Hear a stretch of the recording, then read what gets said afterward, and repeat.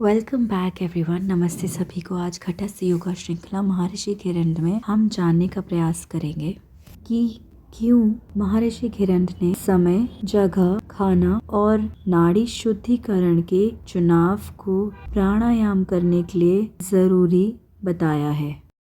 तो पिछली बार हमने जानने का प्रयास किया था कि कुटी का निर्माण करना चाहिए प्राणायाम करने के लिए। तो ध्यान देने योग्य बात यह है कि पहले के समय में योग की शिक्षा सर्वसाधारण में प्रचलित नहीं थी और इस बात का भी ध्यान रखा जाता था कि कोई साधारण व्यक्ति इसका ज्ञान प्राप्त ना कर ले। तो इसीलिए महर्षि घिरंड ने अपने विचारों के अनुसार यह बात बोली कि शहर की भीड़ में योग का अभ्यास करने से सभी लोगों को योग का ज्ञान प्राप्त हो सकता है। तो इसीलिए शहर की भीड़ में योग का अभ्यास नहीं करना चाहिए, उसकी बजाय एक कुटी का निर्माण कर उसके अंदर अभ्यास करना चाहिए। और जंगलों में भी योग का अभ्यास करने के लिए मना सही नहीं बताया है, क्योंकि बहुत स्वाभाविक है कि जंगल में आप विश्वास नहीं कर सकते ना कि आप योग का अभ्यास करेंगे और आप सुरक्षित हैं वहाँ। तो एक सुरक्षित कुटी में ही योग का अभ्यास करना ठीक बताया गया है महर्षि घिरंड द्वारा, उनके विचारों के अनुसार, जो कि एक पुराने समय अनुसार उन्होंने बात कही थी। और ऐसा स्थान बताया है जहाँ पर भोजन के लिए भी खाद्य पदार्थ सहजता से उपलब्ध हो और वहाँ पर किसी भी प्रकार का उपद्रव ना हो। और परमहंस सत्यानंद जी ने तो इतना तक बताया है कि स्थान से कुछ भी फर्क नहीं पड़ता, स्थान कैसा भी हो, मकान रहे ना रहे, पेड़ रहे ना रहे, इन सब की आवश्यकता नहीं है, लेकिन पानी पर्याप्त मात्रा में होना चाहिए, क्योंकि वायु का संपर्क पानी से होता है और जिस वजह से तापमान अनुकूल रहता है। पुराने समय के अनुसार महर्षि घिरंड ने यह भी बतलाया है कि कुटी गोबर से लिपी होनी चाहिए। अब उस युग की आवश्यकता और लोगों की मनोभावना के अनुसार महर्षि घिरंड ने ऐसे निर्देश दिए थे।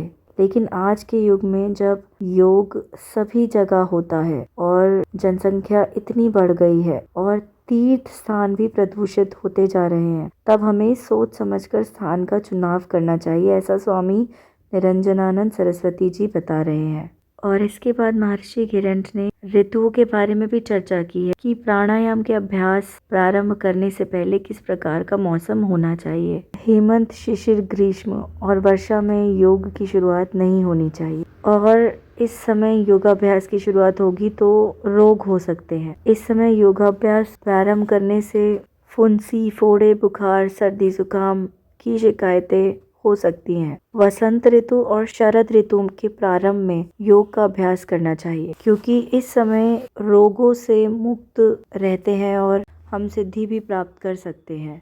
मौसम पर इतनी चर्चा इसीलिए हो रही है क्योंकि योगाभ्यास करने के बाद हमारे शरीर में जो बदलाव आते हैं भीतर, हमारा शरीर उसके साथ सामंजस्य बिठा सके। यदि सहनशीलता नहीं होगी तो योग अभ्यास का नकारात्मक प्रभाव हमारे शरीर पर पड़ेगा, और यदि सहनशीलता और सामंजस्य हमारा शरीर बिठा पाएगा उन बदलावों के साथ जो योगाभ्यास करने पर आएंगे, तब सकारात्मक प्रभाव हमारे शरीर पर पड़ेगा।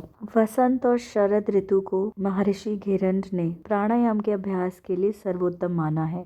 योग में प्राणायाम को 3 भागों में बांटा गया है। पहला है ऐसे प्राणायाम जो शरीर में गर्मी और उत्तेजना लाते हैं और अनुकंपी तंत्रिका तंत्र की क्रियाशीलता बढ़ाते हैं, और दूसरे समूह में ऐसे प्राणायाम हैं जो हमारे शरीर को ठंडक, शीतलता और विश्राम की स्थिति प्रदान करते हैं और परानुकंपी क्रियाशीलता को बढ़ाते हैं। और तीसरा समूह ऐसे प्राणायामों का है जो कि अनुकंपी और परानुकंपी तांत्रिका तंत्र की क्रियाशीलता को संतुलित बनाते हैं, और इन्हें किसी भी महीने में किया जा सकता है, क्योंकि यह शारीरिक उत्तेजना और तापमान को संतुलित करने में मददगार हैं।